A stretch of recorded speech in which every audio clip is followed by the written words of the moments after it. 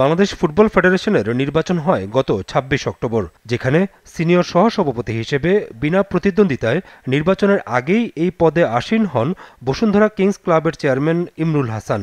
নির্বাচনের আগে এই কর্মকর্তাই কেবল কাউন্সিলরদের উদ্দেশ্যে ম্যানিফেস্টো দিয়েছিলেন, যার নাম ছিল ফুটবল 360 ডিগ্রি, যেখানে দেশের ফুটবল উন্নয়নে ভবিষ্যৎ করণীয় সম্পর্কে দেয়া ছিল বিস্তারিত ধারণা।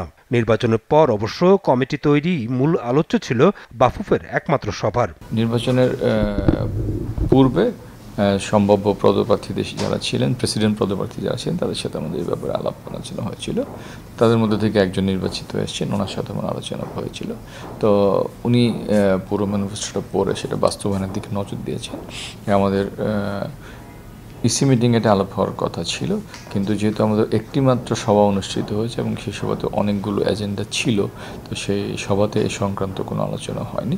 তো আমরা আশা করছি যে খুব শীঘ্রই আমাদের একটা পরবর্তী মিটিংয়ে এটাকে আমরা উপস্থাপন করব এবং কিছু হয়তো সংযোজন বিয়োজন করে এটা বাস্তবায়নের পথে আমরা এগোবো। Double million offer, Walton fridge কিনে পেতে পারেন 20 লক্ষ টাকা, রয়েছে কোটি কোটি টাকার নিশ্চিত উপহার।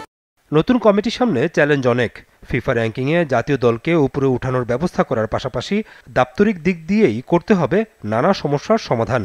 এই জায়গায় গঠনতন্ত্র সংশোধনকেই মূল বলছেন সিনিয়র সহসভাপতি।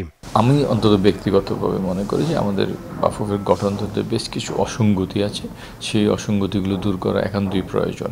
তো পরবর্তী ইসি মিটিংয়েই সেটা আমি উপস্থাপন করব এবং আমি আশা করছি আমার সাথে অন্যান্য যারা ইসি কমিটির মেম্বার আছেন তারা এতে সম্মতি প্রকাশ করবেন।